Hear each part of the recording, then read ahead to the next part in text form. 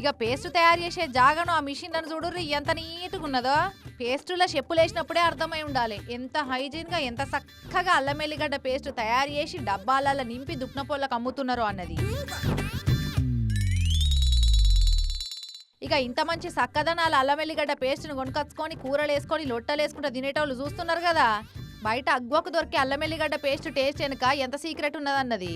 హైదరాబాద్లో ఉన్న షాదర్ఘాట్లో కొంతమంది మోరీ పక్క పొంటి జాగా చూసి అల్లం ఎల్లిగడ్డ పేస్ట్ తయారు చేస్తుర్రు. ఆ వేస్టేజ్ అంతా నాలిలో పోస్తున్నారు.